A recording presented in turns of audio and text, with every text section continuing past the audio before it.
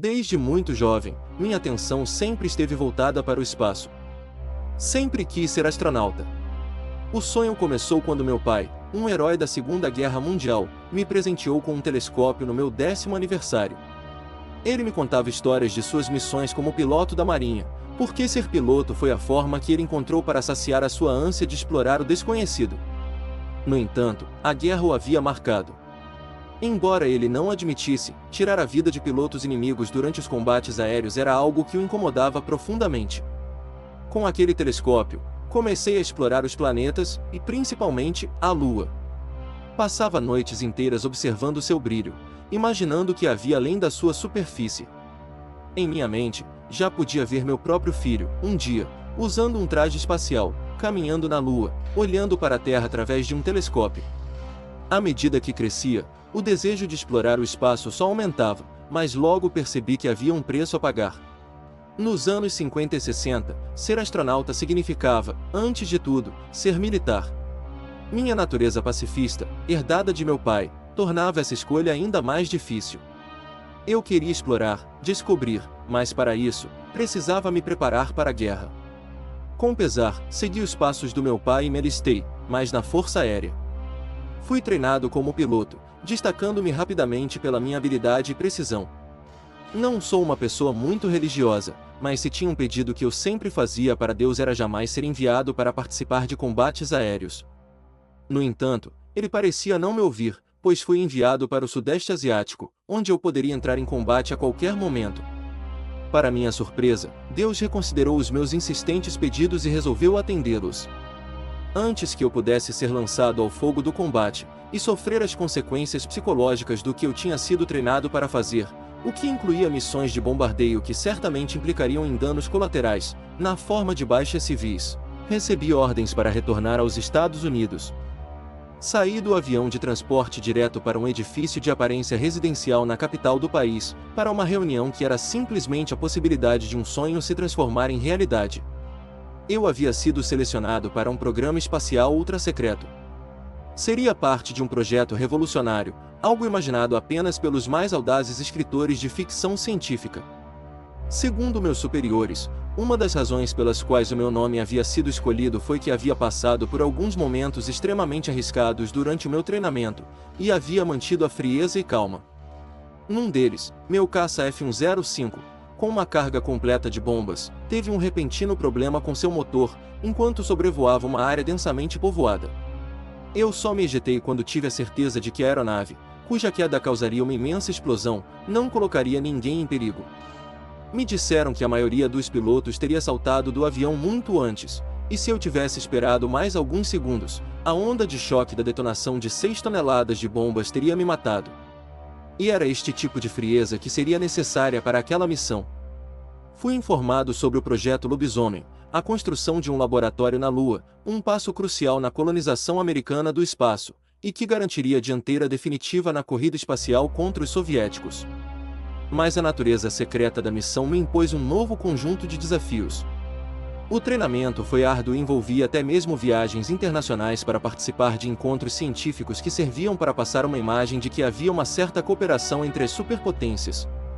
Em um desses encontros na Europa, conheci Helena Boranova, uma cosmonauta soviética com quem imediatamente senti uma conexão inexplicável. Nossas trocas de olhares eram furtivas, mas carregavam uma intensidade que palavras não poderiam expressar. Sabíamos que qualquer relação era proibida, mas o que sentíamos ia além da Guerra Fria e da geopolítica. Nos encontramos a sós uma única e perigosa vez, e tivemos a certeza de que jamais iríamos sentir aquilo por outra pessoa. Finalmente, chegou o dia do meu lançamento. Seria enviado à Lua para uma missão que deveria durar 9 meses, em um veículo de transferência lunar que havia sido anunciado como uma sonda originalmente destinada ao planeta Vênus.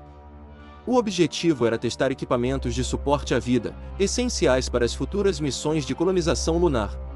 A instalação, chamada de Lobinho, estava equipada com tudo o que eu precisaria para sobreviver, mas também para garantir que a missão permanecesse em segredo, inclusive um sistema composto por um radar e mísseis antiaéreos adaptados ao ambiente espacial, capaz de detectar e destruir qualquer sonda de exploração lunar, de qualquer país, inclusive dos próprios Estados Unidos, já que o programa da base lunar era secreto até para a maior parte da própria NASA. Eu me perguntava qual a lógica e necessidade desse dispositivo, já que a base era quase invisível, especialmente para um observador que não a estaria procurando, e que as ondas daquele radar seriam um enorme chamariz, já que nada na superfície lunar emitia aquele tipo de sinal. Isso sem falar no peso daquilo, que poderia ter sido usado para levar mais equipamentos e suprimentos. Não havia comunicação com a Terra, exceto para contatos estritamente relacionados à missão, e qualquer ligação de cunho pessoal era proibida.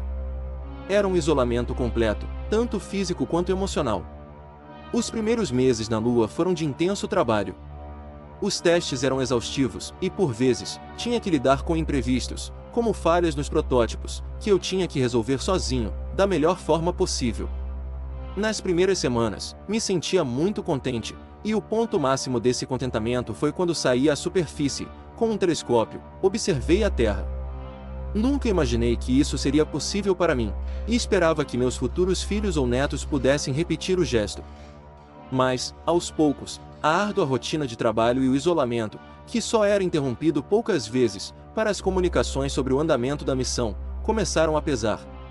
Sentia falta de meus pais e amigos, sentia falta do vento no rosto e de uma cerveja gelada. E quando eu ameaçava desmoronar emocionalmente, dizia a mim mesmo que aquilo era a realização de um sonho, que milhões de pessoas gostariam de estar no meu lugar, do primeiro ser humano a caminhar em outro corpo celeste. E claro, imaginava também o dia em que voltaria para a Terra e que toda a missão seria revelada ao mundo. Imagina meu nome nos livros de história. Mas, uma vez que eu já tinha realizado a maior parte dos experimentos, e os que estavam em andamento, exigiam agora pouca ou nenhuma supervisão humana, comecei a ficar realmente deprimido e entediado, ansioso para voltar. Uma missão como aquela jamais deveria ser realizada por apenas uma pessoa, pois não era como os voos orbitais, que duravam pouco tempo e se distanciavam poucas centenas de quilômetros da superfície terrestre. Obviamente que eu sabia que a minha estada solitária a mais de 300 mil quilômetros de casa também era uma experiência. E agora, a pior parte era lidar com a noite lunar e a Terra em um momento no qual o lado iluminado pelo Sol não era visível. Ficava de tal maneira incomodado que evitava olhar para o lado de fora, para o breu lunar, quebrado apenas pelas luzes da base. Sem precisar ter uma rotina tão rígida, por causa da menor necessidade de intervenção nas experiências, comia e dormia em horários totalmente irregulares. E foi num desses momentos de sono que algo saiu da rotina. Fui acordado pelo alarme sonoro do sistema de detecção. O radar indicava a aproximação de um objeto. E, para piorar a situação, a sua altitude e velocidade indicavam não uma órbita, mas uma aproximação para pouso. Antes que eu pudesse fazer qualquer coisa, 2 mísseis foram disparados. As armas tinham dispositivos de detonação por aproximação, mas só um deles funcionou, o que pareceu danificar mas não destruir a sonda. Segundo as informações do radar, havia agora um corpo principal, cercado de diversos outros menores, numa trajetória praticamente inalterada, indicando que o aparelho havia sido danificado, mas não destruído. Ainda que aparentando menos estabilidade, a sonda conseguiu desacelerar e pousar a menos de 2 km da base.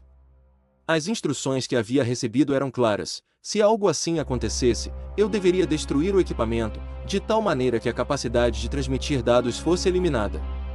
Claro que os operadores do aparelho científico achariam no mínimo estranho aquele tipo de interrupção, e eu acreditava que o feixe de radar daquele ridículo sistema de defesa foi o que havia chamado a atenção de quem quer que operasse aquele dispositivo, já que seria extrema coincidência algo pousar tão perto da base.